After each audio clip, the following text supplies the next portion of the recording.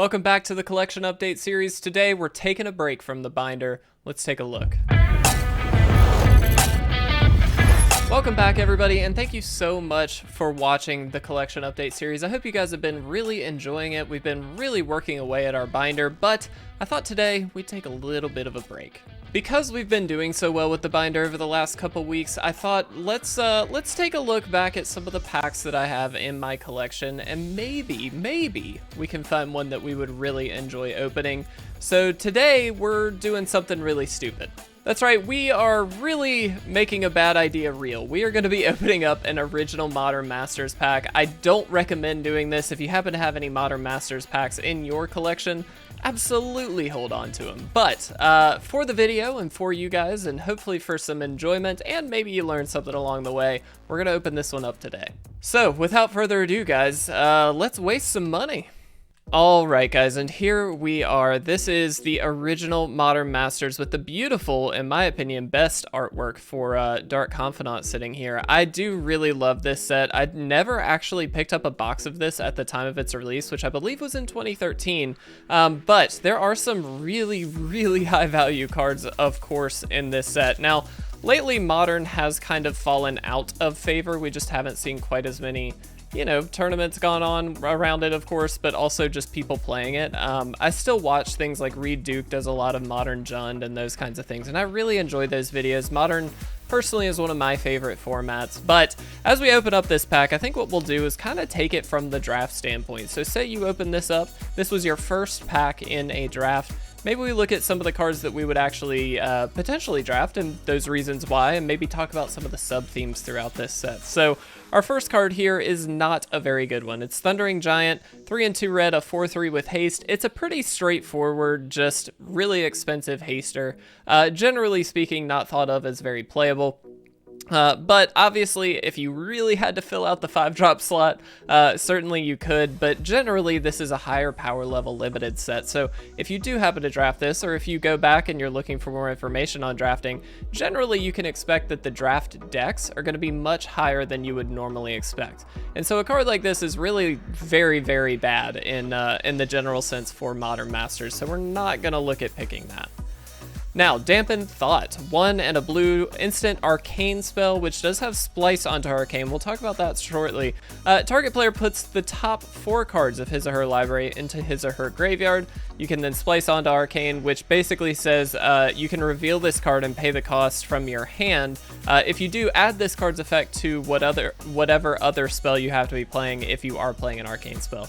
I didn't explain that very well, but basically the idea is you could get potentially extra uses off of this. Now, I will go ahead and mention there are other arcane spells in the set, so this is relevant. On top of that, there is, in some cases, I believe, a bit of a flashback sub-theme. And so what you're actually doing by throwing cards into a graveyard, if you happen to draft that kind of sub-theme, is potentially giving yourself more options to play later on. Now, that's not always a great card, because obviously you might be just milling 4 lands for no reason, or whatever it might be, but in that deck, that's certainly something to consider. Not a first pickable card by any means. It's one of those that, you know, if you happen to find yourself in that strategy, definitely consider that option. Warren Pilfers, Goblin Rogue, 3/3 for 4 and a black. When it enters the battlefield, return target creature card from your graveyard to your hand. If that card is a goblin, Warren Pilfers gains haste until the end of the turn. I should mention at this point there are tribal sub-themes in this set, goblins being one of them. There are a number of goblins in the set, and they generally fit into a red-black sub-theme.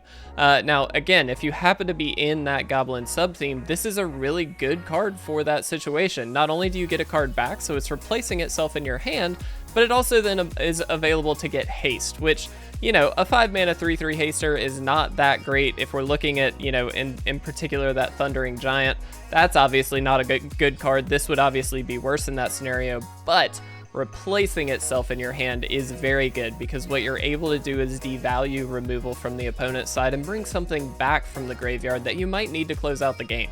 And so I do really like it in that strategy. It's not a reason to be in the strategies though, so for that reason I wouldn't necessarily consider it as a first pickable card. Warspike Changeling, 3 and a red for a 3/3. This is a changeling, so What that means is it fits basically into any tribal synergy. So if you were in a Goblin's deck and you brought this back from your graveyard, it would give the Warren Pilfer's haste because it counts as a Goblin. You can also pay 1 red and it gains first strike until the end of the turn. Generally, what I have found in drafting Modern Masters is that when you are looking at these Changeling cards, now there are a few that are very high powered. This isn't necessarily one of them, but what it does help you do is fill out those tribal synergies as you are drafting them. So if you find yourself, again, Red-Black Goblins, prime example, this is a card that slots very well into it solely because it would fit as that Goblin synergy. And so for that reason, again, not a first pickable card, but certainly an option to look at if you find yourself in a red tribal strategy. It does have first strike as well, conditionally, which is kind of nice too. Blinding Beam, an instant for 2 and a white. You can choose 1, tap 2 target creatures, or creatures don't untap during target player's next untap step. You can also entwine these. Choose both if you pay the entwine cost on top of the initial 2 and 1 white. So in total, you can actually do both of these for 4. I actually do kind of like this card. I know it doesn't seem that great in general, but this is the kind of card that can really help you finish a game. Now, this is not first pickable, let me be clear, in my view. However, it is a really nice ability to be able to say, okay, after you've attacked, or because I can tap down some of your things with that entwine cost, I'm just going to tap you down. You basically blank for a turn, and you really can't get a good block in. You can't do anything too crazy with your creatures because they are going to be tapped down. And so for that reason, it's a bit of a proactive approach to a tempo play, but it is in white, and I really like that because white can be a bit more aggressive sometimes, obviously, than something like blue, which might be a very similar effect. Again, not first pickable in my opinion, but definitely reasonable.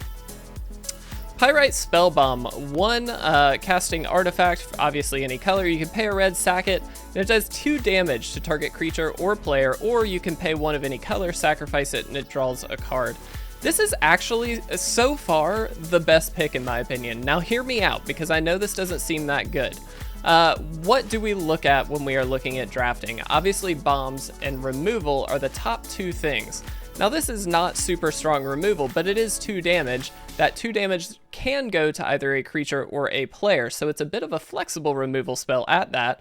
Or you can use it simply to draw a card and replace itself in your hand or wherever. So for that reason, this offers a lot of flexibility that could technically be played in a lot of different strategies. It does offer a small removal piece to any deck, especially a red deck, obviously. And so for that reason, this actually is the most appealing card so far from the pack. It's not necessarily a card that I would be super stoked to first pick, but I do think this is actually higher up on the list than almost anything else right now. So we'll keep this one aside. I don't think it's that good, but we will look at some of the other cards as we go.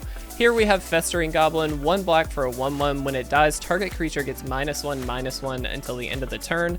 Generally, again, we've seen the Goblin strategy kind of with the red-black goblins. This is certainly a card that you will want. It's a great turn 1 play. It can usually trade up.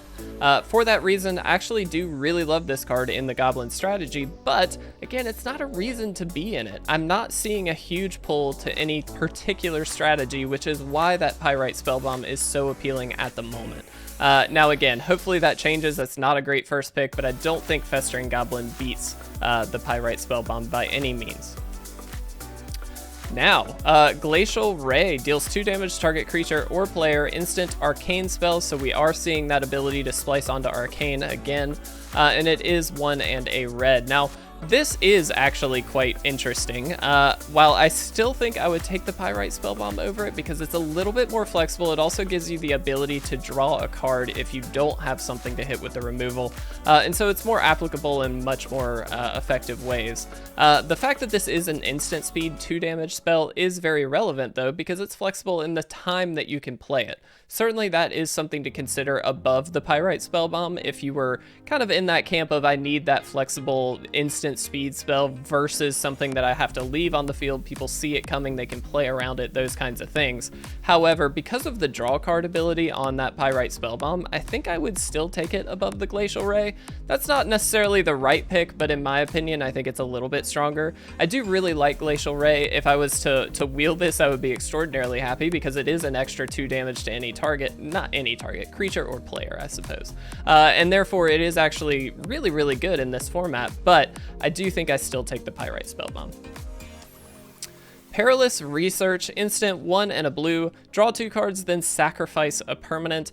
Generally speaking, I don't love having to sacrifice permanents in limited. Now, certainly there are opportunities that you can take advantage of this. There are cards that I'm sure deal with this very well in the format. However, off the cuff, this is not a card that I would be interested in taking. I would have to have some of those cards, like a self-sacrifice list, already kind of built up, or some idea or semblance of those cards already in my pile before I would consider Perilous Research. It does allow you to draw some cards, which is obviously important in any given deck, so I would consider it later on down the line, but certainly not as a first pick.